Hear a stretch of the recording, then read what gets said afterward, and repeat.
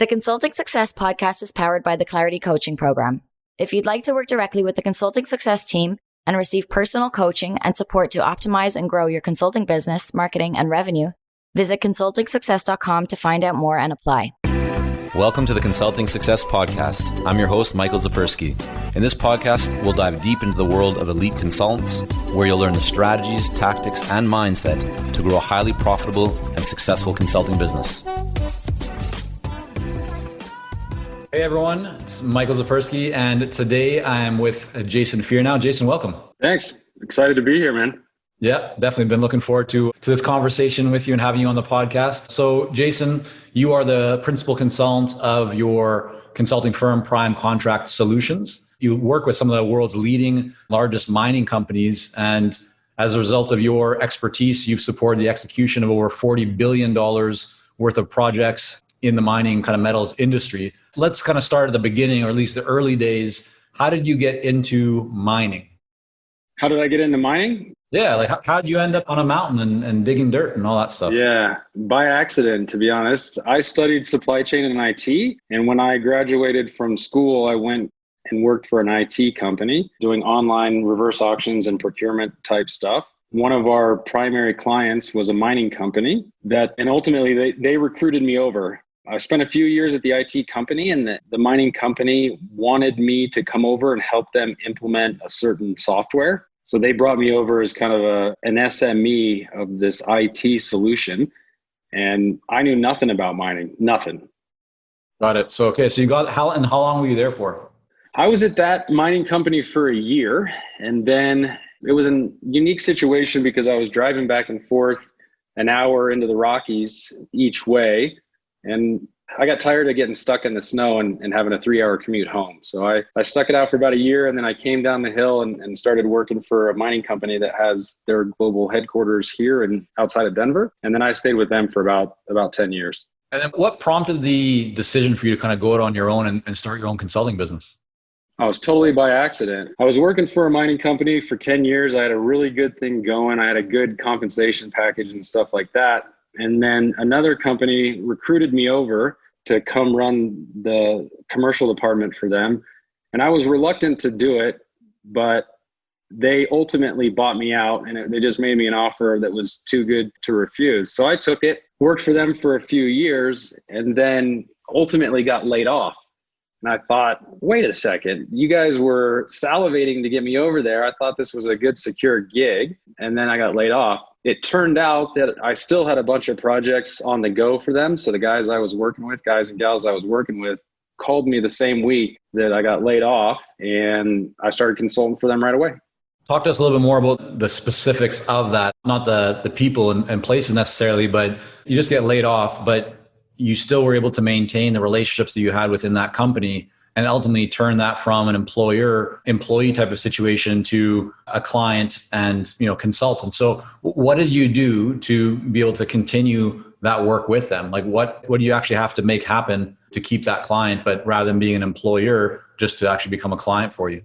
Yeah, I did it all wrong. That's what I do know. Yeah. So what does that mean? Like, what was wrong about it?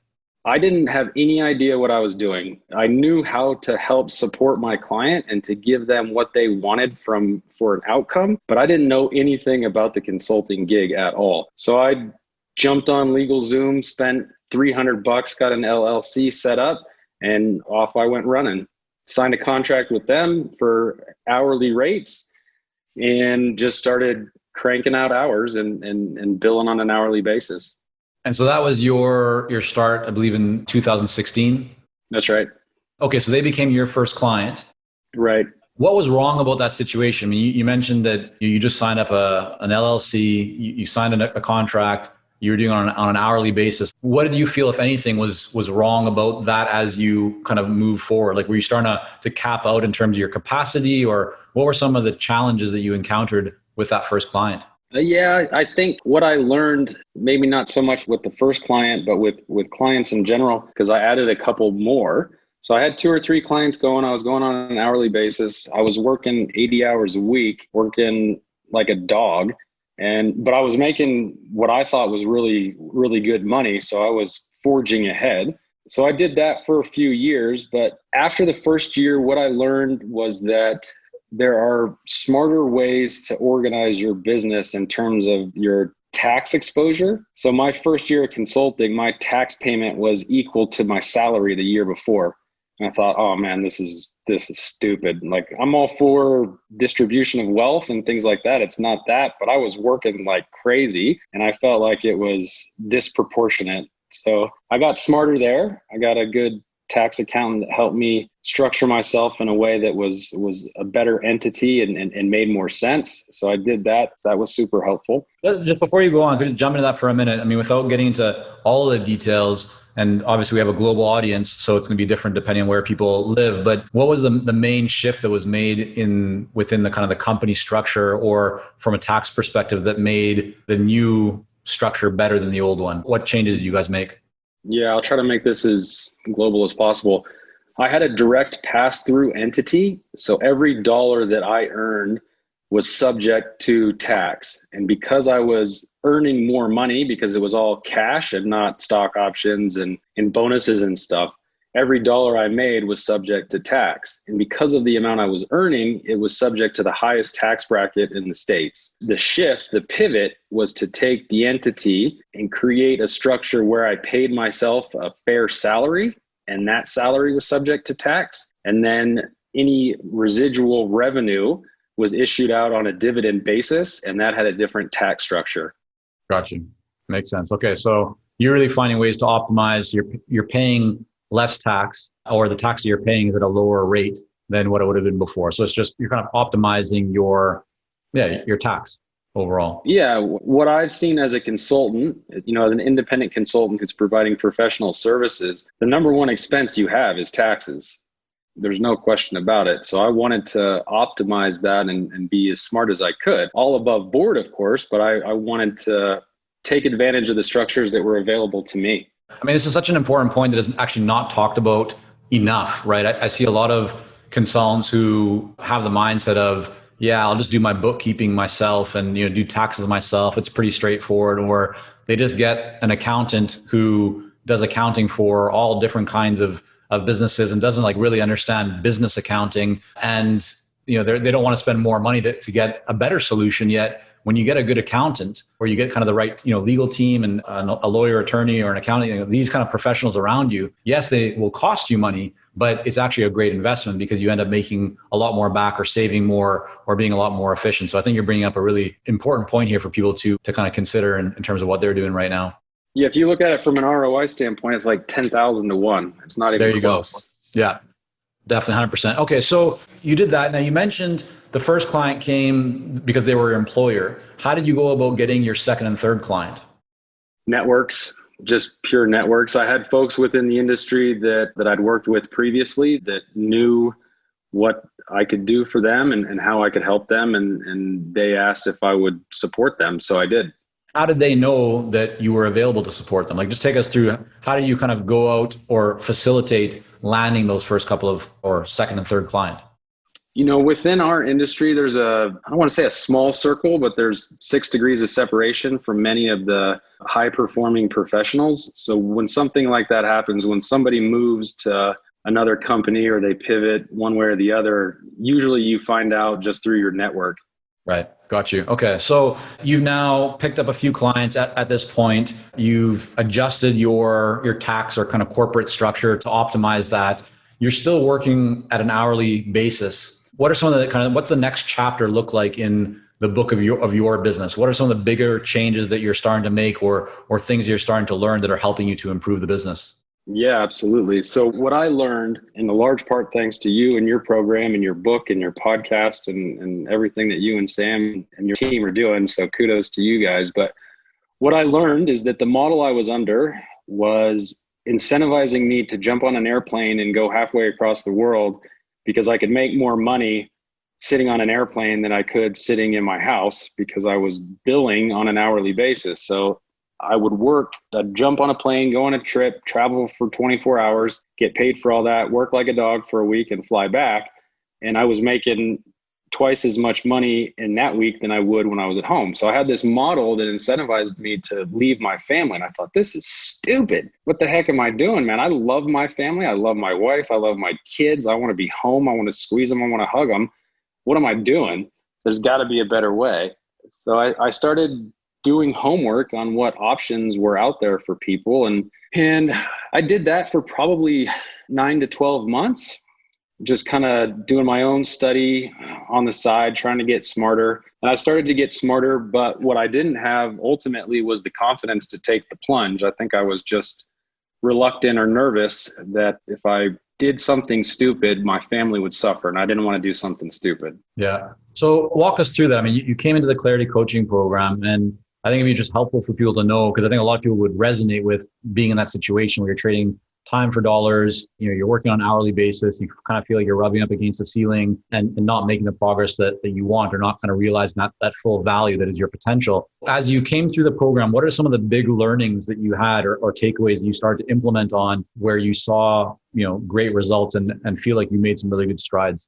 Yeah, for sure. Tons of them, to be honest with you. There's a ton. One of the things that I was thinking about when I was doing this study, I had anticipated taking my model to be a consultancy shop so that I would be selling hours. I would scale the business by bringing additional people in, charging twice what I pay them, and increasing my revenue in that manner.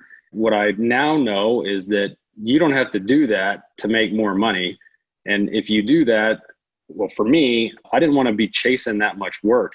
I didn't want to have to fill that pipeline, because sales is not something that I have plenty of room to improve on. And I wanted to be working and adding value, not chasing work. Hey, it's Michael here, and we'll be right back to the podcast. But first, are you ready to grow, scale, and take your consulting business and marketing to the next level? If so, our Clarity Coaching Program may be a great fit for you. You'll work with our experienced team to set up a strategic plan for your business and coach you step by step in areas like how to consistently attract more leads, develop a magnetic message that resonates with your ideal clients, strategically package and position your services, earn higher fees, win more proposals, and scale your business. To find out more about Clarity Coaching and apply, go to consultingsuccess.com and click on coaching. So what does that look like for you, like more tangibly and kind of more specifically, because your model is really currently still focused on value over volume, right? I mean, you're not just working with 100 clients at one time at low dollar values. Your engagements are quite sizable, right? Pretty significant engagement. Each client is worth a lot to you. You provide tremendous value to them in terms of, potentially millions of dollars being saved and just creating more kind of efficiencies and removing inefficiency. So what does that look like now in terms of your model and how you found so far the best way of creating value and adding value for your clients? While we work with a lot of seasoned and experienced consultants here at Consulting Success, I'm often contacted by new early stage consultants. Invariably, the question I'm asked is, what are the steps I should take to become a successful consultant and grow my consulting business to my first 6 figures per year? Well, I'm excited to announce that we've opened the doors for our Momentum program. This is our most popular program for early stage consultants, and it has helped almost 1,000 consultants to start, run, and grow successful consulting businesses. It gives you the step-by-step plan to help you with your messaging, your fees, and pricing strategies, how to win more proposals, how to go to market more effectively, developing a marketing system to generate leads consistently, and so much more. And right now, until September the 19th, you can sign up for Momentum and get 50% off the regular price by going to consultingsuccess.com/audio. That's consultingsuccess.com/audio, AUDIO. Only 100 spots are available to join Momentum and get 50% off. This deal is only available until September the 19th or until all 100 spots are gone. We won't be opening up new spots in this program for several months, so don't wait. Go to consultingsuccess.com/audio. That's consultingsuccess.com/audio, AUDIO.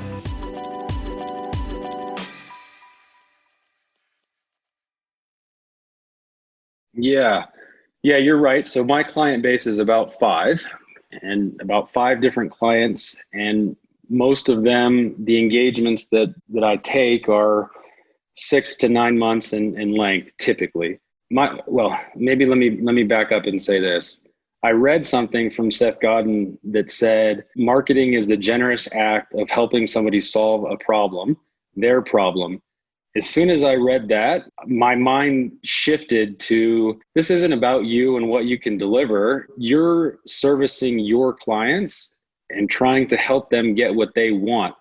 So as soon as I started focusing on getting my clients what they want and helping them achieve what they want to achieve, whether it was personal or professional, one of my clients wants to get a promotion. So I'm doing everything I can to think of ways to get him boosted up within the organization, because that's what he wants. And it fills my cup to support them in that way. So it was really just about figuring out what my top clients, what problems they had and what potential solutions I could offer to them, and then how I could package it and sell it.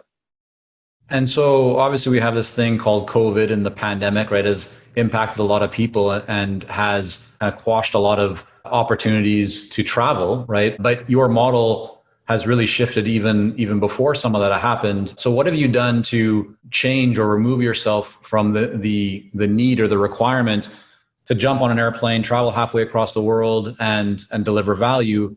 Now you are in a position where you're still providing great value to your clients, maybe even more than before, but you don't have to travel halfway across the world. So what did you do? Like, what were some of the shifts that you started to make in your business or in your conversations to clients, or in the way that you're positioning your service offerings to be able to go from those hourly fees, traveling across the world, to, fees based much more on value and not having to travel? Yeah, my business has quadrupled since in 2020. There's no question about it. I spend a lot of time on Zoom calls like this, engaging in negotiations and conversations.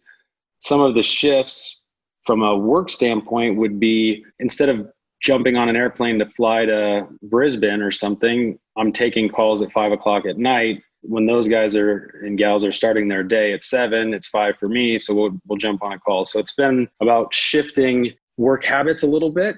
So I have periods of time where I have clients in like South Africa. So I'll have calls early in the morning for me. So it's their afternoon. So it's been about shifting relative to that. But in terms of pricing, what I've told my clients is that charging by the hour is a disservice to them. It creates an incentive for me to do make work rather than provide value. And what I really want to do is provide value.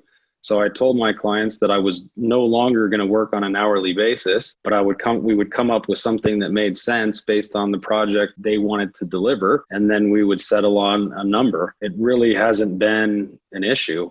So there's no real pushback from clients on that?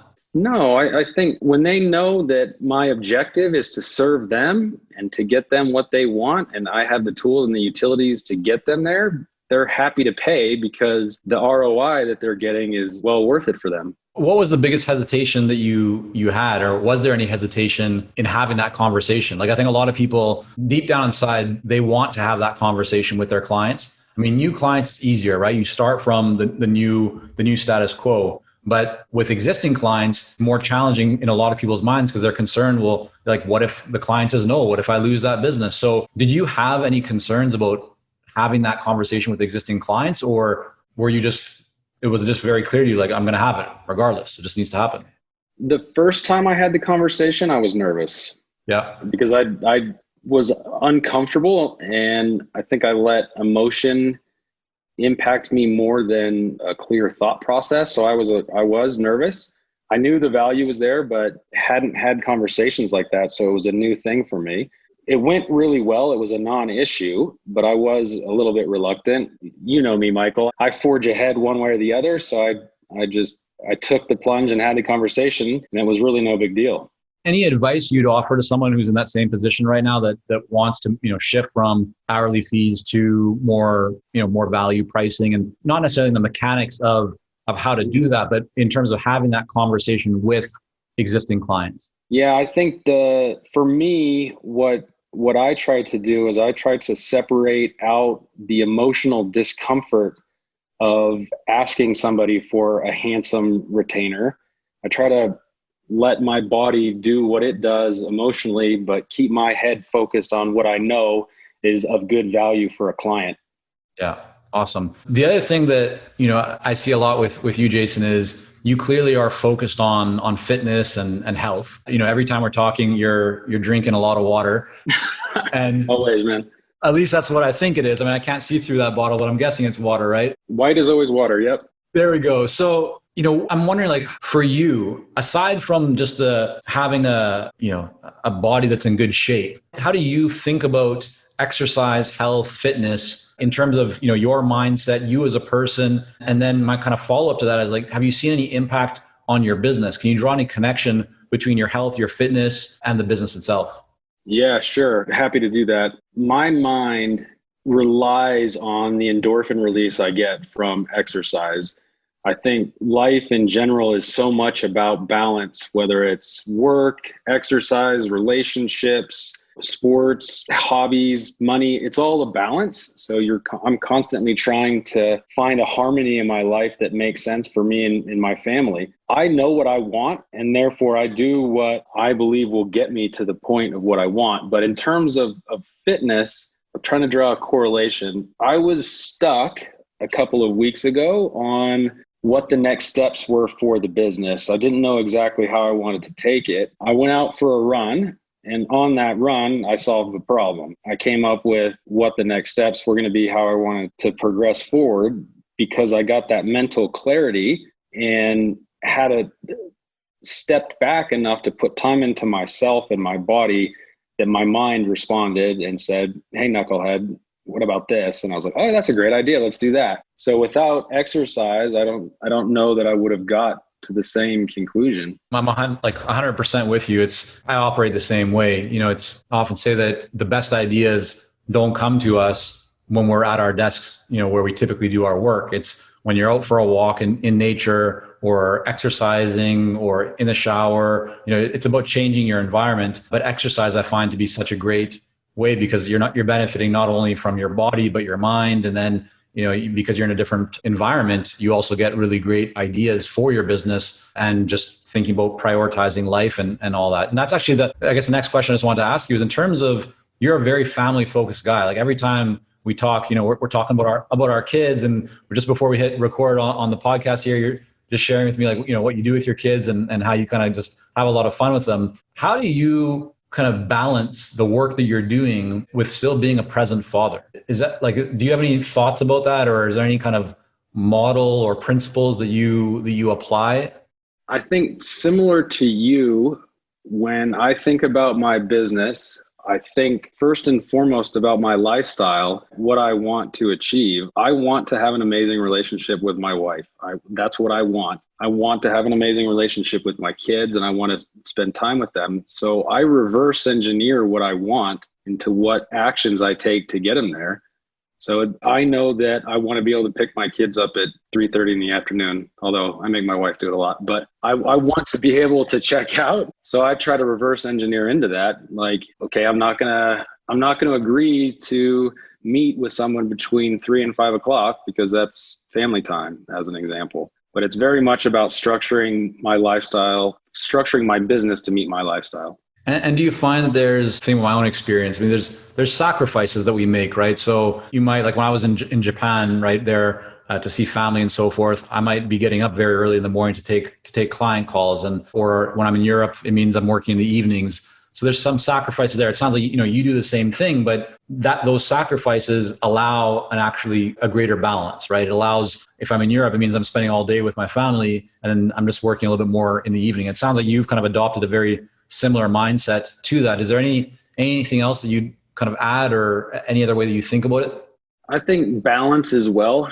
I think this just goes back to that conversation around balance. You're always going to be a little off, so you got to tweak here and there. And I think it's just being open to creative solutions and not following the status quo of 9 to 5.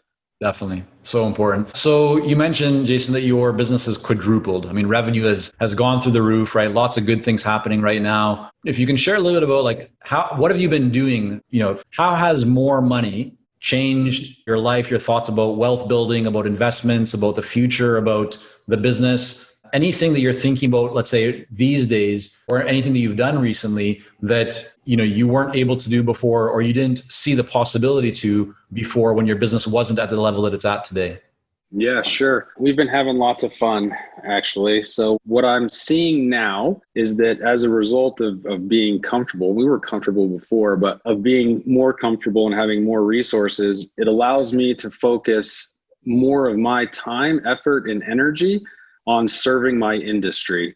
So I know within mining and metals capital projects that we've got some serious problems that are going to really hinder our market and our industry. So now that I have the ability to focus on that, I can really go out and serve my community and serve my industry. One of the ways that we've done that is actually an idea that spawned from one of your Q&A calls. It was to have a roundtable. So we've created the Mining Misfits, which is a group of intimate leaders from around the mining industry who come together to deliberately talk about a specific issue, a specific challenge, with the objective of trying to come up with a solution to that problem and then communicating it back out to the market to say, there is a better way to do it, and here's what we think. And that has generated a lot of conversation in the market, and we're getting some really good momentum.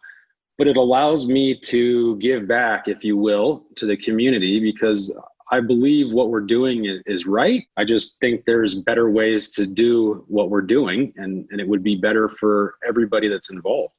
Love it. Yeah, I mean, that's fantastic. And I know good things are coming from that, and more good will come going forward, because you're really now, it's not just so much about marketing or business, it's about a mission, right? It's about something bigger. And that's easier for people to rally around, easier for people to kind of be part of. And I think at the end of the day, right, it's about the ecosystem and the community that we build and that we're a part of and that we're focused on adding value to. So really excited for you on that. Yeah, man, it's been fantastic. It's been really, really great. I enjoy conversation. I enjoy people, and I want to see good things come for people that are in my life. And that translates into this mission. There's no question I'm on a mission. I've made a proclamation to the industry that I am going to make changes to this market because it needs it. And there are other people that feel the same way as I do, and they're willing to rally and get behind the movement. And I really do think we're bringing a movement forward that will benefit us all. And it's exciting and fun. Yeah. So let's make sure then, Jason, that people can find out more about you, the movement, everything that you have going on right now. What's the best place for people to go? LinkedIn. Jason Fearnow. We'll have that all then linked up in the show notes. Head over there, everyone. Check out Jason, what he's got going on, up to a lot of good stuff. Really excited to see your continued growth, Jason. Thank you so much for coming on. Michael, it's been my pleasure. Anyone out there who's interested in talking to me, hit me up on LinkedIn. I'll set aside 30 minutes. We can have a chat. We'll figure out what's going on with you and see if there's anything that we can do to add value to your life. So appreciate it. Fantastic. Thank you for joining us on this episode of the Consulting Success Podcast. For more episodes and to subscribe, rate, and leave a review, head on over to iTunes. And if you'd like to develop consistent lead flow and a highly profitable consulting business, learn more about our coaching programs at consultingsuccess.com.